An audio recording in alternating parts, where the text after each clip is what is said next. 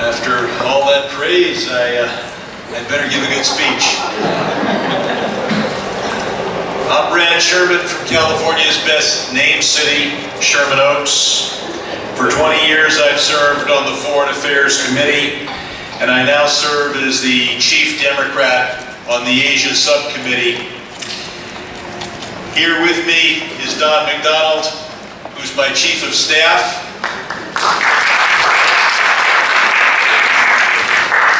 With me for 20 years, actually 21 years. I've only been in Congress for 20. He was with me before I got to Congress, and he is now the Chief Democratic Staffer dealing with Asia. And I'm happy to take credit for everything I do, but without Sufi's guidance and without Don's hard work, I wouldn't be able to take credit for anything at all. Sufi, it is good to be with you. We've been here before with the funeral of your father and the funeral of your brother, a martyr for sin. And I don't know where you get your strength to be able to be here today, but you are indeed a man who has overcome sadness in order to work for progress. I think I know where you may get some of your strength. Is Fati here? Yes.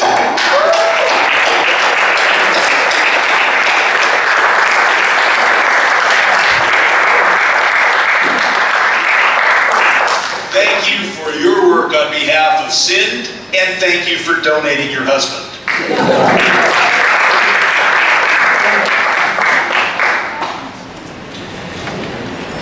We do not have an easy task, for there is in Islamabad a powerful clique, divided perhaps into different factions, but a clique that has tremendous control of the various provinces of Pakistan and has one of the largest caches of nuclear weapons in the world. But we need to stand strong and work for human rights and work for a Sindh that can flower as it deserves to, given its incredible history and culture. Now, there are many Americans who have a particular image of Islam and of Muslims. And on TV, they see people screaming death to America, and that is their image. They need to come to Sindh.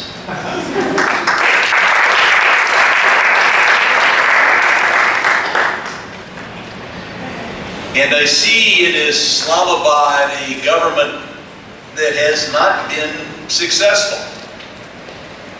At one time, the various provinces of Pakistan, and Sindh in particular, were among the most advanced and wealthiest parts of South Asia. Now, areas of South Asia that lagged behind 60 and 70 years ago are doing better.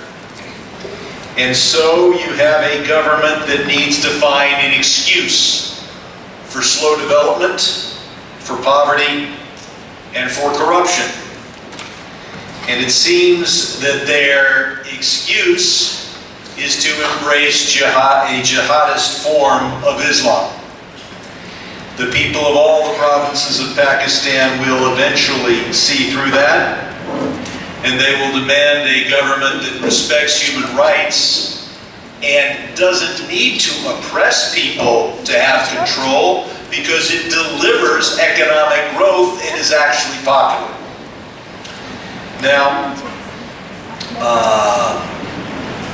I have brought up the issues of Sindh continuously, not only with the U.S. government, but with every Pakistani ambassador, with Prime Minister Sharif, etc., etc. And now and then, I'm accused of being an American trying to undermine the territorial integrity of Pakistan? I would say just the opposite. If Islamabad thinks that the way to establish and maintain its territorial integrity is to try slowly or quickly to extinguish the cultures of the nations that Pakistan has unified together, let them look at Bengal. When you try to impose Urdu, you end up with division. It is not I that split Pakistan and Bangladesh. I was a kid back then. It was the forces that said, let's go extinguish the culture of the various parts of this country. Didn't work then. They're not trying quite the same way now, but it's not going to work now. Pakistan can exist as a country that is a federal system that respects the people and nations of its provinces, that provides human rights, real democracy, and development. And those who think that oppression, mandatory Urdu, and jihadist extremism are going to keep Pakistan together should go visit Dhaka.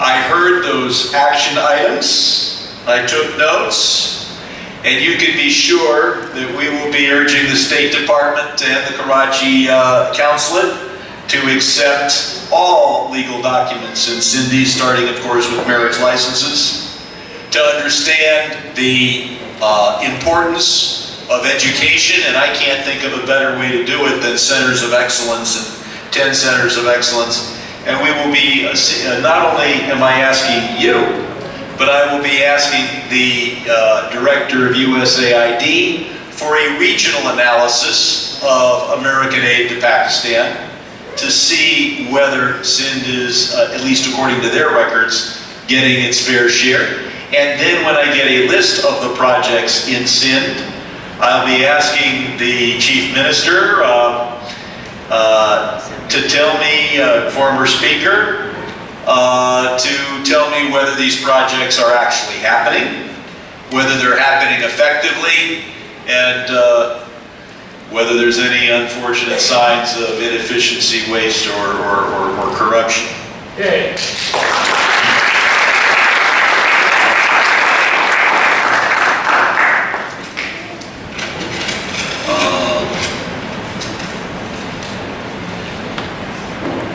We've been working to make sure that the U.S. government communicates with the Sindhi people in Sindhi. This is important for the United States. There is no more important region of the world than Pakistan. And you can't communicate with people unless you do it in their own language. And the government can tell you, well, this is the official language, but if you want to communicate with people, you communicate with them in the language they prefer, that they are most comfortable in, that they can, and the very fact that you're using their language and the language they prefer is persuasive in and of itself. You can be sure, the official language of the United States is English. But every successful candidate for president in my lifetime has communicated also in Spanish. Not because they don't know what the official language is, but because they know how to reach out to people.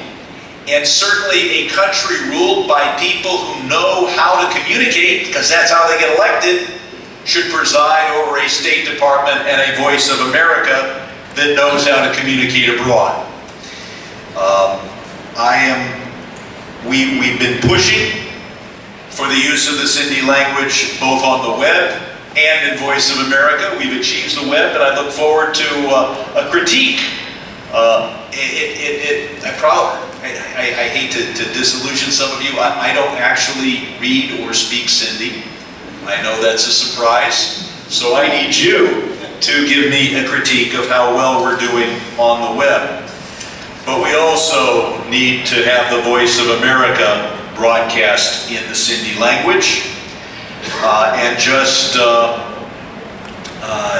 a year ago, we were able to put language in the U.S. International Communications Reform Act to say that Voice of America would have to analyze the idea of communicating with people in the language they speak in their homes, and they know exactly who put that in and which language they're supposed to look at first.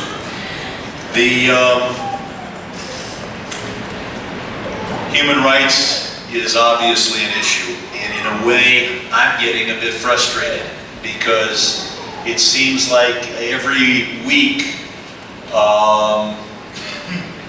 Sufi or others with the foundation are bringing to my attention a forced conversion, forced marriage, a blasphemy trial, a disappearance, or an assassination. And that's not the way a country that wants to be an ally of the United States should be run. And nothing, of course, is closer to me than Anwar's assassination. So I look forward to bringing attention of the U.S. government, the American people, maybe the world press to some small degree, of the need to protect human rights, whether it be political activists or members of religious minorities, or anyone else whose rights are being trampled upon in sin. I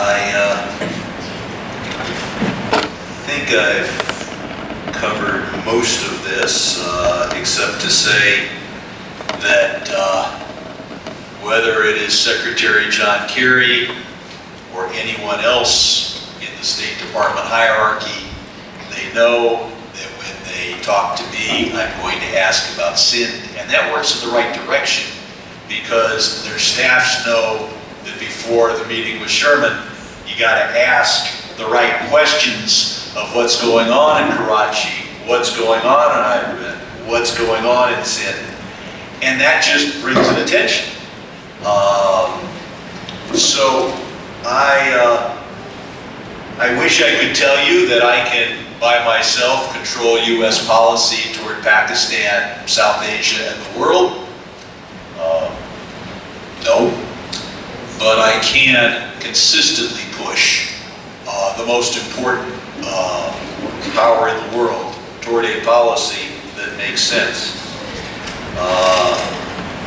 I want to thank Raina Chandler, and of course Dr. Shaw, Dr. I know my pronunciation is terrible. Dr. Diani. That was, how bad was that? That was pretty bad. Yes. And of course, Dr. Hal M. Pota.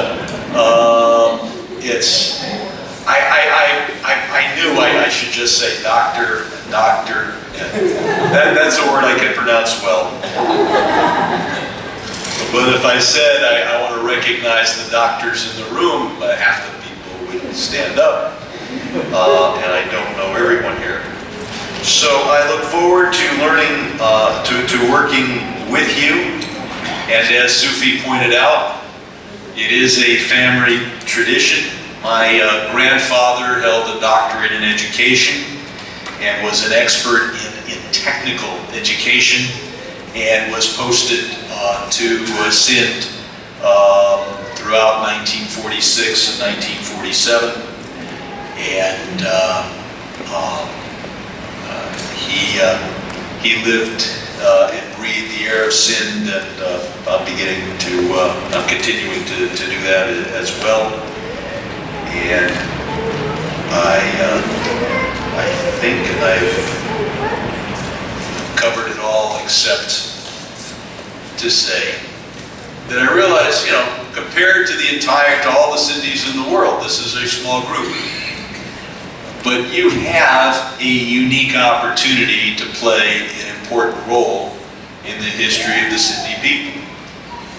Because you are here in the most powerful nation in the world, a nation whose foreign policy is established through democracy.